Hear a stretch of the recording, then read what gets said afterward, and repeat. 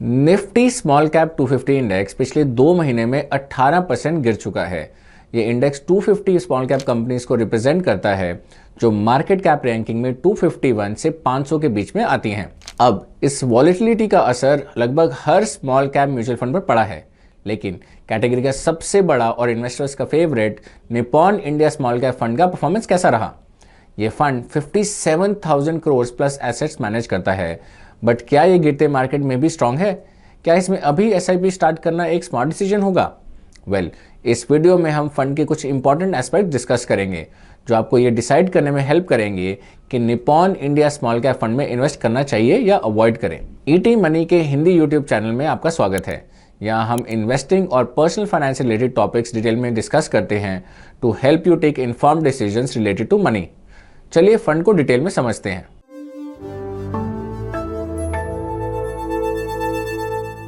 Nippon India small cap fund सितंबर 2010 में launch हुआ था और इसे इंडस्ट्री के वेटरन समीर रज 2017 से मैनेज कर रहे हैं। यह स्मॉल कैप कैटेगरी का सबसे बड़ा फंड है और एक्टिवली मैनेज इक्विटी फंड्स में भी 5th लार्जेस्ट है with over 57,000 crore of AUM। बस एक साल में फंड ने जबरदस्त इनफ्लोज अट्रैक्ट किए हैं। पिछले साल इसका AUM अराउंड 46,000 करोड़ था। चलिए अब परफॉर्मेंस की बात करते हैं।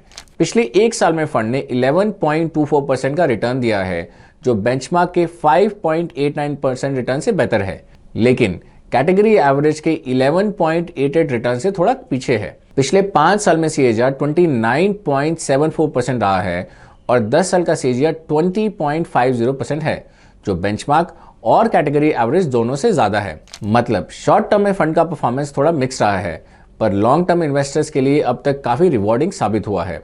अब फंड की रिटर्न प्रोफाइल चेक करने के लिए ट्रेलिंग रिटर्न्स देखना एक अच्छा स्टार्टिंग पॉइंट हो सकता है, लेकिन ये ज्यादातर करंट मार्केट कंडीशन पर डिपेंड करता है, इसलिए रोलिंग रिटर्न्स काफी इंपॉर्टेंट होते हैं। अब रोलिंग रिटर्न्स हमें ये बताते हैं कि फंड ने कंसिस्टेंटली कैसे परफॉर्म किया है अलग अलग मार्केट कंडीशंस और साइकिल्स में, ना कि सिर्फ एक पर्टिकुलर टाइम पीरियड में। मतलब ये एक बैलेंस्ड व्यू देता है कि फंड का लॉन्ग टर्म परफॉर्मेंस कैसा रहा है। अब अगर आप रोलिंग रिटर्न्स को डिटेल में समझना चाहते हैं तो हमने उस पर एक डेडिकेटेड वीडियो बनाया है, उसका लिंक डिस्क्रिप्शन में दिया गया है, तो उसे जरूर देखें।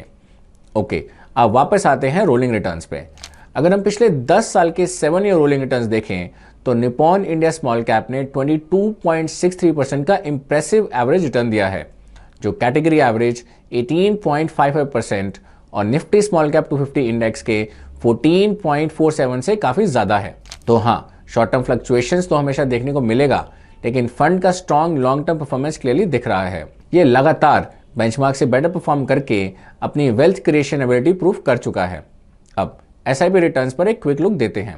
आप अपनी स्क्रीन पर देख सकते हैं कि अगर आपने इस फंड में 10,000 की मंथली SIP 10 साल पहले शुरू करी होती तो आपके 12 लाख की इन्वेस्टमेंट की आज वैल्यू होती 44.38 lakh. That's an XIRR of 24.67%। अब वही SIP अगर आपने निफ्टी स्मॉल कैप 250 इंडेक्स में करी होती तो your corpus would have been 32 lakhs with an XIRR of 18.62%। मतलब ये फंड सिर्फ शॉर्ट टर्म में नहीं बल्कि लॉन्ग टर्म में भी बेंचमार्क से काफी आगे रहा है। अब ये data the power of long term SIPs also दिखाता है, स्पेशली स्मॉल कैप फंड्स में। Nippon India small cap fund ने बेंचमार्क से काफी बेहतर परफॉर्म किया है, proving it's potential for wealth creation over the decade. अब सवाल यह है कि क्या इसका मतलब है कि आपको इस फंड में इन्वेस्ट करना चाहिए? Before we dive deeper into some unique aspects of Nippon India small cap fund, एक बात क्लियर करनी जरूरी है। Small cap funds high risk वाले फंड्स होते हैं। ये छोटी कंपनीज में इन्वेस्ट करते हैं जिसमें ज्यादा ग्रोथ पोटेंशियल तो होता है, बट रिस्क भी उतना ही ज्यादा होता है। मतलब ये फंड सिर्फ उन्हीं इन्वेस्टर्स के लिए सुटेबल होते हैं जो रिस्क को समझते हैं और मार्केट की वॉलेटिलिटी हैंडल कर सकते हैं। अगर आप रिस्क को अच्छे से समझते हैं तभी इनमें इन्वेस्ट करें। अब रिटर्न्स तो काफी स्ट्रांग रहे हैं, लेकिन जब मार्केट से नीचे जाते हैं तब फंड का परफॉर्मेंस कैसा रहा है? चलिए अब इस पॉइंट को एक्सप्लोर करते हैं।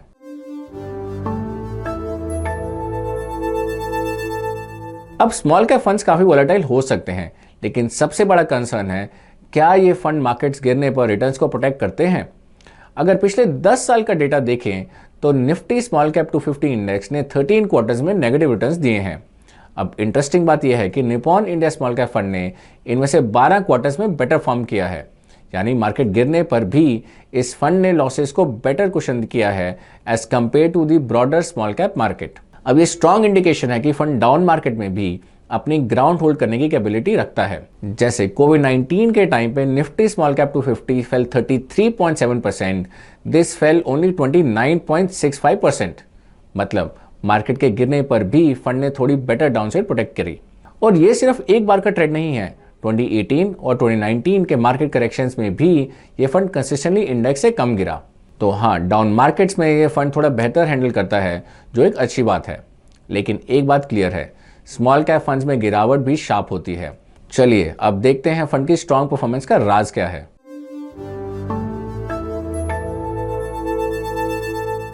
ये समझने के लिए चलिए देखते हैं कि फंड मैनेजर आपके पैसे को कैसे और कहां इन्वेस्ट करता है।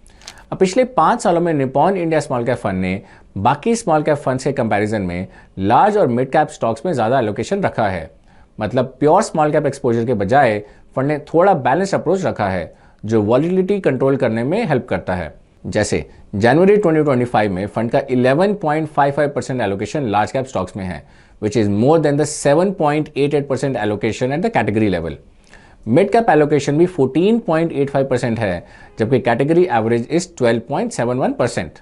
ये डेटा दिखाता है कि फंड थोड़ा बैलेंस्ड अप्रोच लेता है, रिस्क थोड़ा कंट्रोल में रखते हुए high growth small cap opportunities में फोकस करता है। वहीं it's small cap allocation is 68.53% against the category average of 73.50। अब अगर फंड के पोर्टफोलियो होल्डिंग्स देखें तो स्टॉक्स के नंबर पिछले 4 साल में लगभग डबल हुए हैं।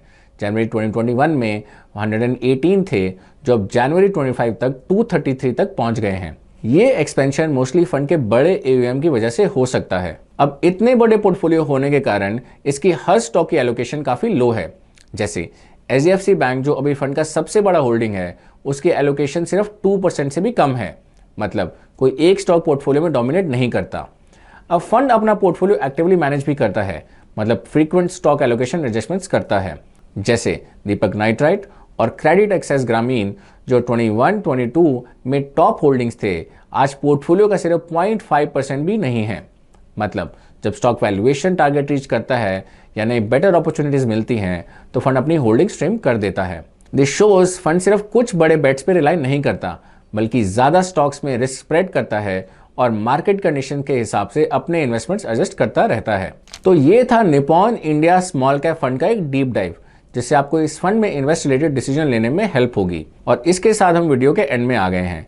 अगर आपको ये वीडियो अच्छा लगा तो अपने फ्रेंड्स और फैमिली के साथ इसे जरूर शेयर करें। हम जल्द ही आएंगे एक और वीडियो के साथ। Till then take care.